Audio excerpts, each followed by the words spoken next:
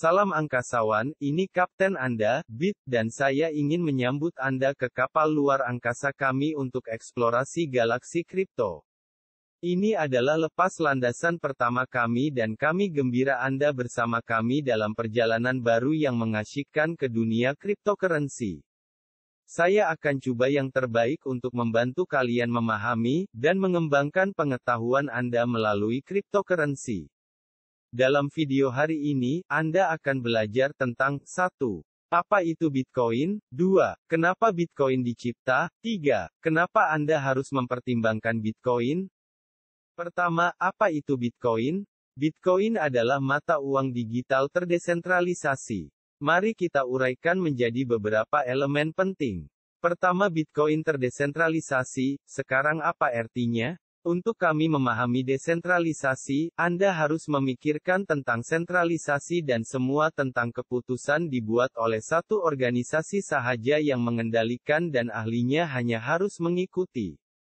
Misalnya di Malaysia, baru-baru ini pemerintah mengeluarkan undang-undang yang mengizinkan warga negara 18 tahun untuk mengundi.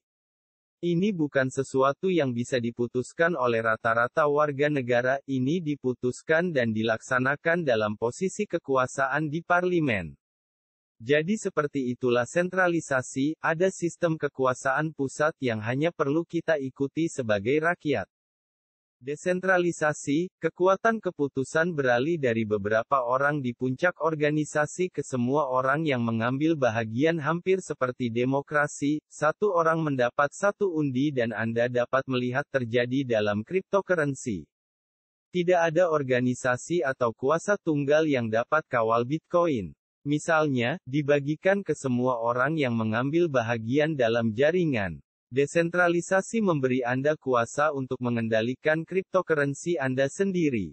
Seperti permainan badminton, Anda bermain dengan teman Anda, hanya Anda berdua. Anda berdua bermain sambil berseronok dan kira mata sendiri, sekarang ini Anda kedua pemain saling bertanggung jawab, betul. Karena tidak ada pengadil yang tersedia, para pemainlah yang mengatur diri mereka sendiri. Ini disebut sistem pengaturan peer-to-peer. Kedua, Bitcoin itu digital, apa artinya? Semua orang berbicara tentang Bitcoin tetapi apakah ada yang menunjukkan kepada Anda sebiji Bitcoin? Apa bentuk Bitcoin? Dapatkah Anda melihatnya, merasakannya, menyentuhnya, menciumnya? Ini sebenarnya bukan Bitcoin kan, ini hanya koin logam yang memiliki huruf B di atasnya. Tidak bisa karena Bitcoin digital. Secara teknikal Anda dapat melihatnya dalam talian, tetapi kebanyakan orang bahkan tidak dapat menjelaskan seperti apa tampilannya. Bitcoin hanya terlihat seperti daftar transaksi. Izinkan saya tunjukkan kepada Anda tangkapan layar Bitcoin saya di dompet Luno saya. Seperti yang Anda lihat, itu hanya daftar angka-angka. Sekarang Anda pasti bertanya-tanya, ya? Bagaimana angka itu berharga? Saya hanya melihat angka-angka seperti 12345XYZ dan hal-hal seperti itu. Mengapa itu berharga? Ya, ini sangat berharga karena saya bisa percaya bahwa transaksi itu benar dan itulah nilai tertinggi Bitcoin. Alasan mengapa setiap transaksi Bitcoin benar berkaitan dengan teknologi di baliknya yang disebut blockchain, dan ini adalah teknologi di balik kebanyakan cryptocurrency di dunia. Teknologi ini sedikit rumit dan kami akan membahasnya di video yang akan datang. Jadi tetap tunggu untuk itu. Kesimpulan yang saya ingin Anda ingat adalah bahwa Bitcoin adalah sistem pembayaran yang sepenuhnya digital. Jika seseorang bertanya kepada Anda, Anda sekarang dapat dengan mudah menjelaskan atau hanya kongsi video ini. Jika Anda menikmati ini, ingatlah untuk tekan suka, komen, dan langgan dan tekan bel notifikasi agar Anda dapat terus mengetahui semua penjelasan terbaru kami tentang kripto. Sekarang kita ingin berbicara tentang mata uang. Definisinya adalah bahwa itu adalah medium pertukaran. Ada orang yang bedakan antara uang dan mata uang tetapi untuk tujuan video ini, mari kita anggap sama. Ini adalah sistem uang untuk wilayah atau negara tertentu seperti bagaimana Amerika Syarikat memiliki dolar US, sementara di Malaysia, kami menggunakan ringgit Malaysia yang saya miliki di sini sebagai contoh. Namun Bitcoin tidak terbatas pada wilayah atau negara tertentu karena sepenuhnya digital, oleh karena itu sering disebut mata uang digital atau uang internet. Apakah Bitcoin adalah medium pertukaran?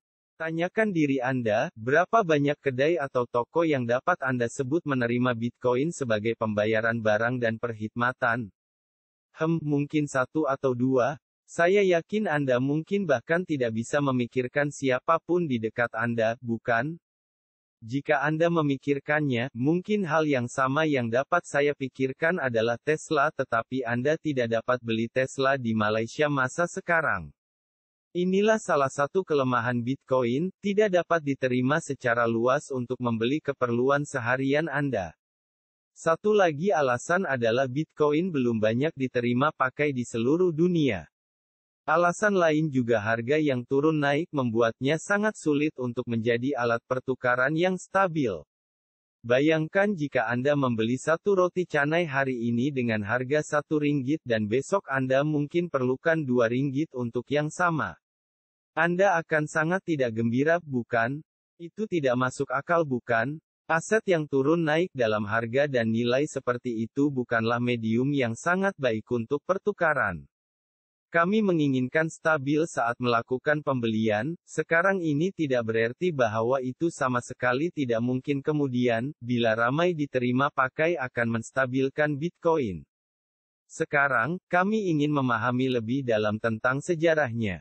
Bitcoin pertama kali diciptakan oleh Satoshi Nakamoto, identitinya masih sepenuhnya menjadi misteri hingga saat ini dan mungkin akan menjadi salah satu misteri terbesar dalam hidup kita. Mungkin bukan hanya satu orang, mungkin sekumpulan individu. Pada tahun 2008, seorang anonim dengan nama ini mengeluarkan white paper Bitcoin yang memperincikan sistem pembayaran alternatif.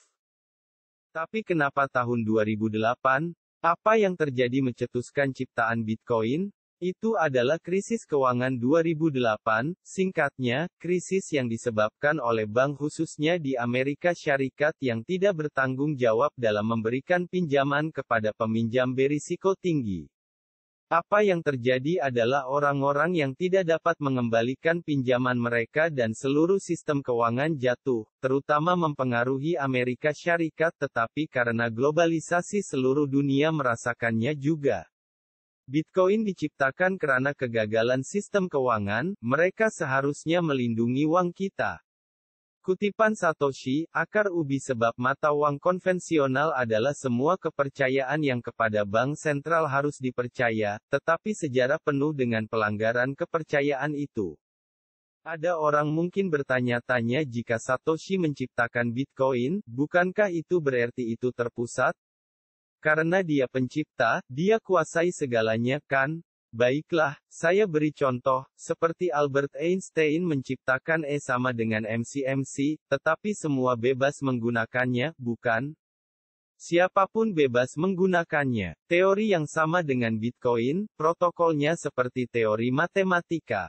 Ini mengatur bagaimana Bitcoin dibuat dan diproses, kontrol Bitcoin didesentralisasi. Dengan kata lain, itu dibahagikan ke semua mengambil bahagian dalam jaringan Bitcoin, bukan satu orang. Masih banyak lagi sejarah Bitcoin yang akan kami bahas dalam video terpisah. Sekarang, kita telah membahas mengapa, Anda sudah memiliki gambaran singkat tentang apa itu Bitcoin. Pertanyaan penting sekarang, mengapa Anda harus mempertimbangkan Bitcoin?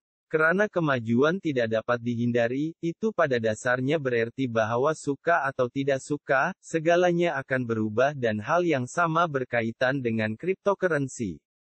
Mari kita lihat evolusi uang sepanjang sejarah umat manusia. Bentuk paling awal adalah dalam sistem perdagangan barter, kemudian mulai bikin koin dari logam mulia karena terhadnya, tetapi berat untuk dibawa.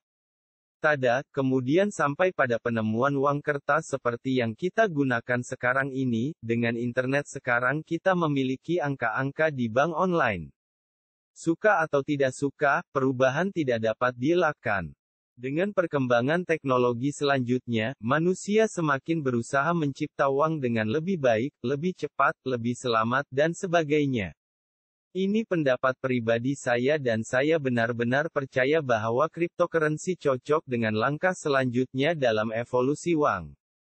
Anda dapat membeli Bitcoin dan menjadi sebahagian dari revolusi ini, atau hanya melihat dunia berlalu begitu saja.